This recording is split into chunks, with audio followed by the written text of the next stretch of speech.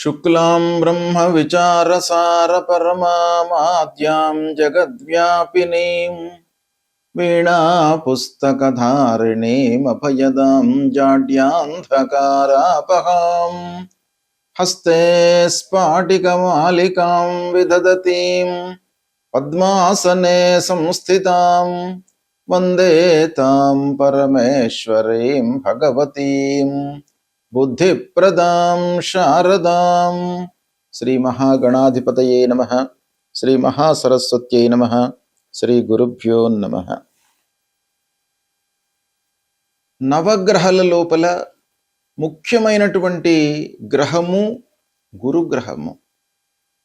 గురువు అనుకూలంగా ఉన్నప్పుడు జన్మ జాతక చక్రంలోనే కానివ్వండి, గోచార రీత్యా కానివ్వండి, గురు మంచి స్థానాలలో సంచరిస్తున్నప్పుడు అద్భుతమైనటువంటి ఫలితాలు ఆ జాతకుడికి సంతరించుకునేటువంటి అవకాశాలు ఉంటాయి.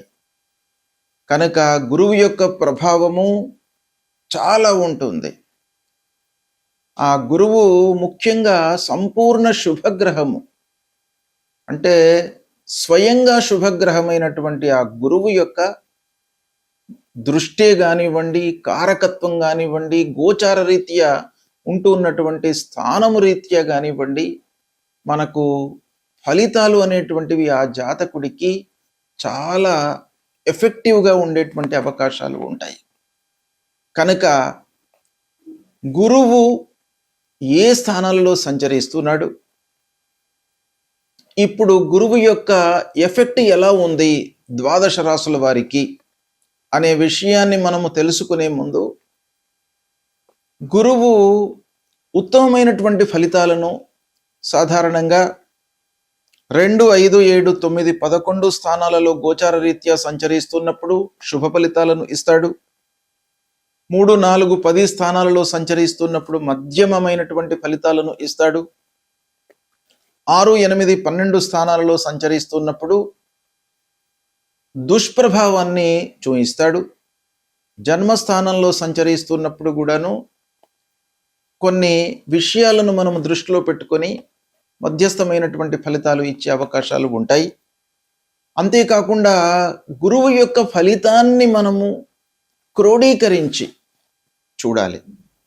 ఎలానంటే, గురువు సంపూర్ణ శుభగ్రహం, గురువు యొక్క కారకత్వాలు, అంటే గురువు సాధారణంగా మనకు ఏ ఏ విషయాలపై ప్రభావాన్ని చూపిస్తాడు అనే విషయాన్ని మనం చూసినట్టయితే, ధనము, జ్ఞానము, విద్య, సంతానము, ధర్మకార్యాలు, అదృష్టము, చదువు, తర్వాత స్త్రీలకు వివాహము, సంతానము, ఇలాంటి ఎన్నెన్నో విషయాలపై గురువు యొక్క ప్రభావం ఉంటుంది. ఇవన్నీ కూడాను గురువు యొక్క కారకత్వాలు. అంతేకాకుండా కారకత్వంతో పాటుగా గురువు సంచరిస్తున్నటువంటి స్థానం కూడాను ప్రబలంగా మనం లెక్కలోకి తీసుకోవాల్సి వస్తుంది ఫలితాలు చెప్పే సమక్షం లోపల. ఆ స్థాన బలం కూడాను ఉండాలి. అంటే కారకత్వము, స్థాన బలము కలిసినట్టయితే శుభప్రదమైనటువంటి ఫలితాలను ఆ గురువు ఇస్తాడు. అయితే విరుద్ధ స్థానాలలో సంచరిస్తున్నప్పుడు, అంటే అశుభ స్థానాలలో సంచరిస్తున్నప్పుడు గురువు నైసర్గికంగా స్వభావరీత్యా శుభగ్రహం గనక మిశ్రమ ఫలితాలను ఇచ్చేటువంటి అవకాశాలు ఉంటాయి. కాబట్టి గురువు సాధారణంగా ఏ స్థానంలో ఉన్నప్పటికీ ఎంతో కొంత మనకు మేలు చేసేటువంటి అవకాశాలే ఉంటాయి అనేటువంటిది మనకు శాస్త్ర వచనం గనక గురువు యొక్క ప్రాధాన్యత చాలా ఉంది. అయితే ప్రస్తుతము గురువు మిథున రాశిలో సంచరిస్తున్నాడు. మిథున రాశి అంటే బుధుని క్షేత్రంలో సంచరిస్తున్నాడు. బుధుడు గురుగ్రహానికి సముడు, అంటే గురువు బుధుడికి శత్రువు, బుధుడు గురువుకు సముడు అన్నమాట. అంటే సమశత్రుత్వము కలిగినటువంటి రాశి లోపల గురుగ్రహము సంచారము చేస్తున్నాడు. పునర్వసు నక్షత్రంలో 1వ తారీఖు, అంటే 1 జూన్ 2026 వరకు సంచరిస్తున్నాడు. దీన్ని దృష్టిలో పెట్టుకున్నట్టయితే మనకు 12 రాసుల వారికి ఎలాంటి ఫలితాలు ఉంటాయి అనేటువంటి విషయాన్ని మనం తెలుసుకుందాం. ధనుస్సు రాశి వారికి గురు గోచారం ఎలా ఉంది అనే విషయాన్ని మనం తెలుసుకుందాం. అంటే మిథున రాశిలో 1 జూన్ 2026 వరకు గురువు సంచరిస్తున్నాడు. అంటే మిథున రాశిలో సంచారము ధనుస్సు రాశి వారికి సప్తమ స్థానం అవుతుంది. అంటే సప్తమ స్థానంలో గురువు సంచరిస్తున్నాడు. సప్తమ స్థానము గోచార రీత్యా చాలా శుభప్రదమైనటువంటి స్థానం, శుభ ఫలితాలను ఇచ్చేటువంటి స్థానం. అందున రాస్యాధిపతి గురువు, అలాంటి గురువు సప్తమ స్థానంలో సంచరిస్తున్నాడు. కాబట్టి ఓవరాల్గా మనకు గురువు మూలకంగా ఈ ధనుస్సు రాశి జాతకులకు మంచి ఫలితాలు ఉంటాయి. ఎలాంటి విషయాలలో మనకు మంచి ఫలితాలు కలుగుతాయి అనే విషయం మనం చూసినట్టయితే, సప్తమ స్థానం వివాహాది శుభకార్యాలను ఇచ్చేటువంటి స్థానం. అంటే చాలా రోజుల నుంచి వివాహ విషయం లోపల ప్రయత్నాలు చేస్తున్నటువంటి వారికి ఈ 1 జూన్ లోపల వివాహము నిశ్చయమయ్యేటువంటి అవకాశము ఉంది. వ్యాపారస్తులకు కూడాను ఈ సమయం లోపల బాగా కలిసి వస్తుంది. వ్యాపార విస్తరణపై మనస్సు నిలుపుతారు.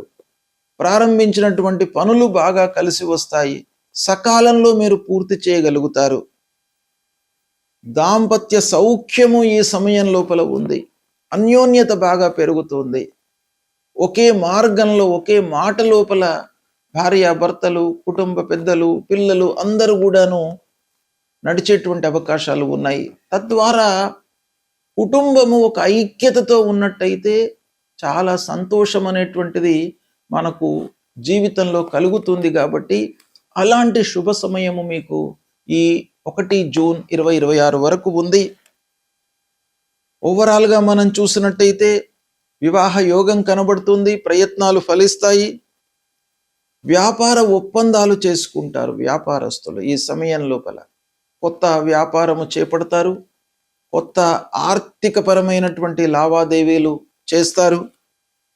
ఇక మిథున రాశిలో ఉన్నటువంటి గురువు లాభస్థానాన్ని చూస్తున్నాడు. అంటే ధనుస్సు రాశి వారికి ఏకాదశ స్థానాన్ని చూస్తున్నాడు. తద్వారా మీకేమవుతుంది? గురువు మూలకంగా రావాల్సినటువంటి డబ్బు మీకు అందుతుంది, లాభం చేకూరుతుంది, లాభాలను పొందుతారు, కోరికలు నెరవేరుతాయి. ఇక ఆరోగ్య సమస్యలు తీరుతాయి, ఆరోగ్యంతో ఉంటారు, శారీరక సౌఖ్యం కనబడుతుంది, ఆత్మవిశ్వాసం పెరుగుతుంది, మీ లోపల ధైర్య సాహసాలు పెరుగుతాయి, మాట చాతుర్యంతో చాలా పనులు నెరవేరుతాయి, ప్రయాణాలు అనుకూలిస్తాయి. ఆత్మీయులు, స్నేహితులు, సమాజంలో ఉన్నటువంటి మంచి స్థాయిలో ఉన్నటువంటి వారితో మీకు సంబంధ బాంధవ్యాలు ఏర్పడతాయి. కుటుంబంలో సౌఖ్యము, శుభకార్యాలు చేస్తారు. వ్యాపారంలో అభివృద్ధి కనబడుతుంది, గౌరవ మర్యాదలు లభిస్తాయి. ఓవరాల్గా మీకు సానుకూల వాతావరణము ఉంటుంది. ఇకపోతే స్థిరత్వము, ఉత్సాహము, ఆనందము ఇవన్నీ కూడాను ఈ సమయం లోపల మీకు కలుగుతాయి. ఓవరాల్గా మనం చూసినట్టయితే ధనుస్సు రాశి వారికి 1 జూన్ 2026 వరకు సప్తమ స్థానం గోచార రీత్యా శుభం. రాస్యాధిపతి గురువు సప్తమ స్థానం, కారకత్వము, దృష్టి, గోచార స్థానము ఇవన్నీ కూడాను లెక్కలోకి తీసుకున్నట్టయితే గురు ప్రభావము మీకు ఈ సమయంలో 85% పాజిటివ్గా ఉంది. కాబట్టి దీన్ని సద్వినియోగపరుచుకున్నట్టయితే మీకు మంచి ఫలితాలు కలుగుతాయి. గురువు ప్రతికూల, అనుకూల, మధ్యస్థ స్థానాలలో సంచరిస్తున్నప్పుడు మనము తప్పకుండా పరిహారాలను చేసుకోవాలి. సాంప్రదాయ జ్యోతిష్యం ప్రకారంగా ఆధునికంగా మనము చూస్తున్నటువంటి అన్ని విషయాలను మనము దృష్టిలో పెట్టుకున్నట్టయితే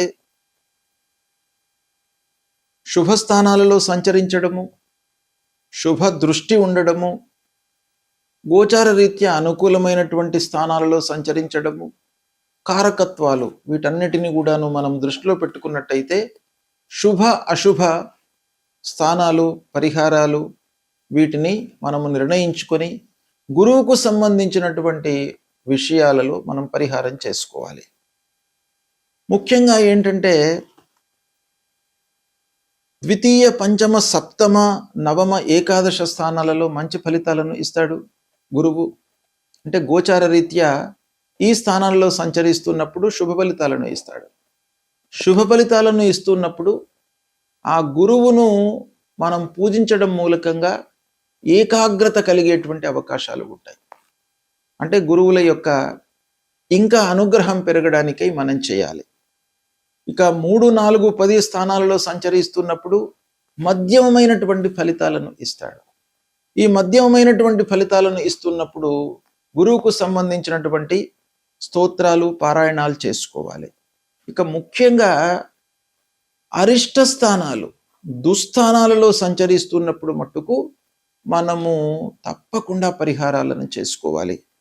అవి ఏ స్థానాలు అని అనంటే షష్టమ స్థానము, అష్టమ స్థానము, ద్వాదశ స్థానము, జన్మస్థానము.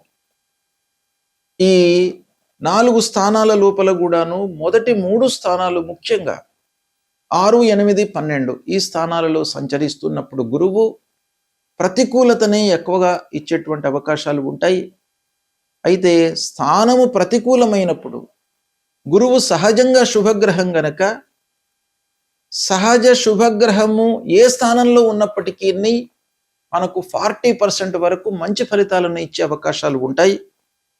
ఇక స్థాన ప్రభావం మూలకంగా ±40% ఫలితాలను ఇచ్చేటువంటి అవకాశాలు ఉంటాయి. ఇక దృష్టి మూలకంగా మనకు ±20% ఫలితాలను ఇచ్చే అవకాశాలు ఉంటాయి. ఈ విధంగా దీన్ని క్లాసిఫై చేసినట్టయితే దుస్థానాలలో ఉన్నప్పుడు మట్టుకు తప్పకుండా పరిహారం చేసుకోవాలి. ఏం చేయాలి అని అంటే ప్రథమంగా సద్గురువులను సందర్శించుకోవడము. గురువు త్రిమూర్తి స్వరూపుడు కాబట్టి ఆ గురువులను సందర్శించుకోవడము, వాళ్ళను సేవించుకోవడము, వాళ్ళు చెప్పినటువంటి ఏదైనా కూడాను ఒక అనుగ్రహ భాషణను మనం వినడము, గురువుకు సంబంధించినటువంటి మూల మంత్రాన్ని జపించడము, దేవానాంచ ఋషీణాంచ గురుంకాంచన సన్నిభం వందనీయం త్రిలోకానాం తం నమామి బృహస్పతి అనేటువంటి మూల మంత్రాన్ని చదువుకోవడము, తల్లిదండ్రులను సేవించడము అన్నిటికంటే కూడాను మనకు ఉత్తమమైనటువంటి పరిహారంగా శాస్త్రంలో చెప్పబడి ఉంది. తల్లిదండ్రులు ప్రథమ గురువులు, తల్లిదండ్రులు ప్రథమ దేవుళ్ళు, అన్ని విద్యా బుద్ధులు అన్నీ కూడాను మనకు ఇచ్చి మన జీవితాన్ని నిలబెట్టినటువంటి వాళ్ళు తల్లిదండ్రులు. కాబట్టి తల్లిదండ్రులకు మీరు సపర్యలు చేయడము, వాళ్ళ గురించి తెలుసుకోవడము చేసినట్టయితే తప్పకుండా మీకు ఆ గురువు యొక్క అనుగ్రహం లభిస్తుంది. కనుక ప్రతి వాళ్ళు కూడాను 6వ స్థానము, 8వ స్థానము, ద్వాదశ స్థానము అంటే 6, 8, 12, 1 ఈ స్థానాలలో సంచరిస్తున్నప్పుడు మీరు తల్లిదండ్రులను సేవించండి. వాళ్ళ యొక్క అనుగ్రహం మీకు లభిస్తుంది. తద్వారా మీకు గురువు మూలకంగా కలిగేటువంటి ప్రతికూల ఫలితాలు మీకు శాంతి చేయబడతాయి, తగ్గుతాయి, తక్కువ మోతాదులో మీకు అనుభవంలోకి వస్తాయి. వాళ్ళ యొక్క అనుగ్రహం లభిస్తుంది. ఇది మీరు పాటించండి, శుభ ఫలితాలను పొందుతారు. శుభం.